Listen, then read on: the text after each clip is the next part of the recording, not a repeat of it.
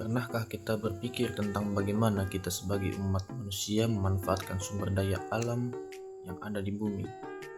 Apakah kita sudah cukup baik dalam memanfaatkannya atau justru malah merusaknya?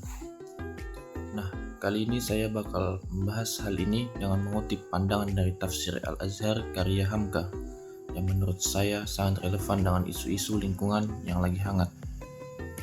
Jadi buat kita yang peduli dengan kelestarian bumi, kita simak baik-baik. Sebagai umat Islam, kita diajarkan bahwa alam dan segala isinya adalah amanah dari Allah. Namun di tengah kemajuan teknologi dan industrialisasi, seringkali kita lupa akan tanggung jawab kita untuk menjaga kelestarian bumi.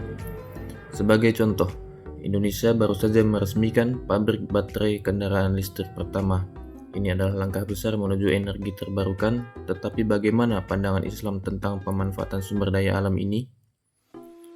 Untuk menjawab pertanyaan ini, saya akan merujuk pada Tafsir Al-Azhar karya Hamka, salah satu ulama besar Nusantara yang memiliki pandangan mendalam tentang bagaimana Islam memandang pengelolaan alam. Mari kita pelajari bersama, semoga pembahasan ini dapat memberikan inspirasi dan manfaat bagi kita semua. Profesor Dr. Haji Abdul Malik Karim Amrullah yang populer dengan nama penanya Hamka lahir pada tanggal 17 Februari 1908 di Sungai Batang, Kabupaten Agam, Sumatera Barat. Buya Hamka merupakan anak pertama dari 4 bersaudara, pasangan dari Abdul Karim Amrullah dan Syafi'ah. Adik-adik Buya Hamka bernama Abdul Kudus, Asma, dan Abdul Mu'ti. Beliau belajar membaca Al-Quran di bawah bimbingan kakak tirinya, Fatimah.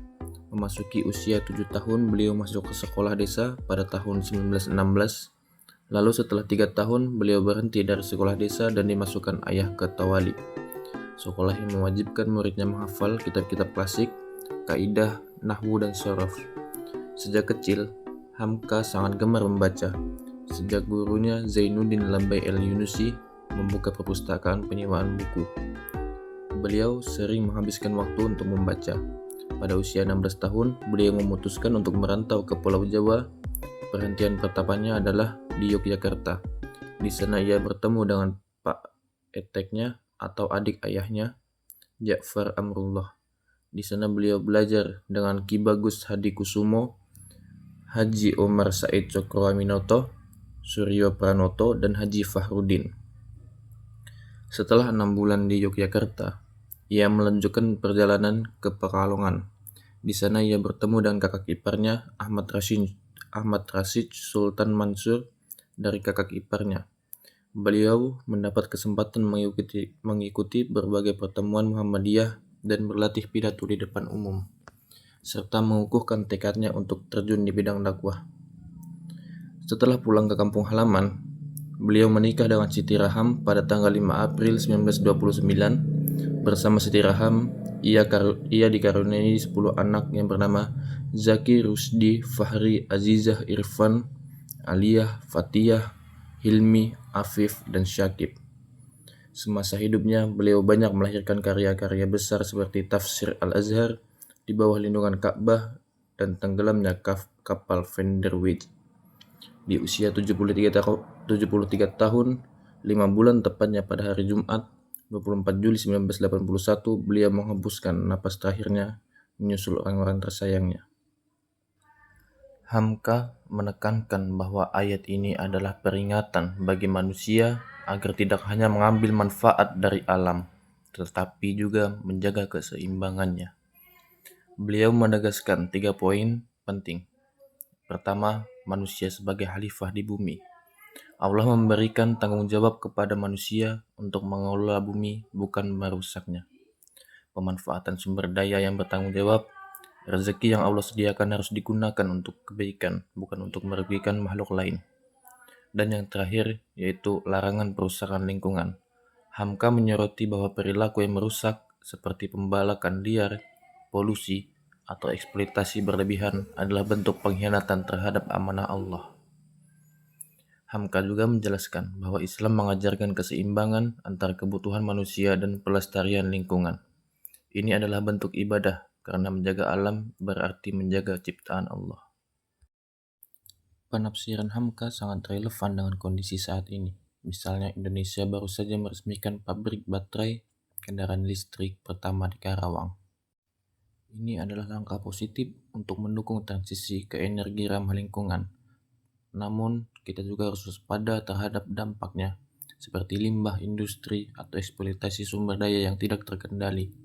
Sebagai individu, saya merasa bahwa kita perlu lebih peduli terhadap isu lingkungan, pemanasan global, polusi, dan kerusakan hutan adalah akibatnya. Islam sudah memberikan panduan, tinggal bagaimana kita menerapkannya. Sikap saya adalah mendukung penuh inovasi teknologi yang ramah lingkungan tetapi dengan tetap mengedepankan prinsip keberlanjutan. Kita harus menjadi generasi yang mewariskan bumi yang lebih baik untuk anak cucu kita.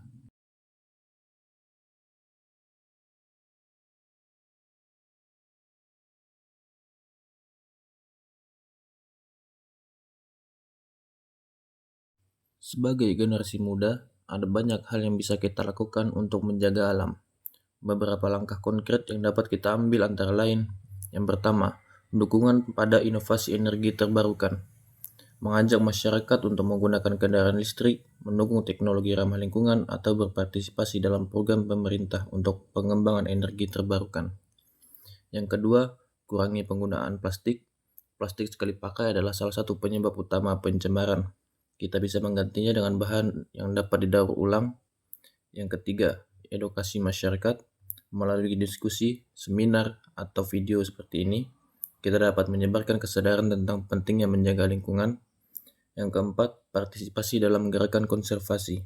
Ikut menanam pohon, membersihkan pantai, atau mendukung organisasi lingkungan adalah bentuk nyata kontribusi kita.